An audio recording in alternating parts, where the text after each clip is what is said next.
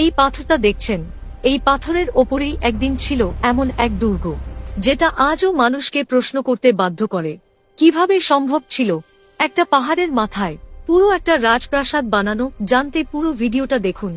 এই জায়গাটার নাম সিগিরিয়া, শ্রীলঙ্কার মাঝখানে জঙ্গলের ভেতর দাঁড়িয়ে থাকা একটা বিশাল পাথরের পাহাড়।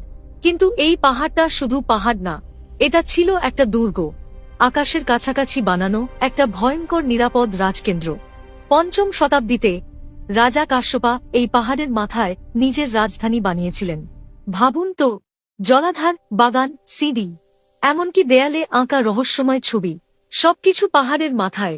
আর সবচেয়ে ভয়ঙ্কর ব্যাপার, দুর্গে ঢুকতে হতো একটা বিশাল সিংহের মুখ দিয়ে।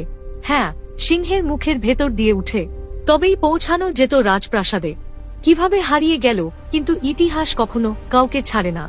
রাজা কাশ্যপা মারা যাওয়ার পর এই দুর্গ ধীরে ধীরে পরিত্যক্ত হয়ে যায়, জঙ্গল গ্রাস করে নেয় সবকিছু। শত শত বছর মানুষ ভুলে যায় আকাশে কোনো দুর্গ ছিল। 18 শতাব্দীতে হঠাৎ আবার আবিষ্কৃত হয় সিগিরিয়া, আর মানুষ অবাক হয়ে দেখে প্রাচীন মানুষ কিভাবে অসম্ভবকে সম্ভব করেছিল।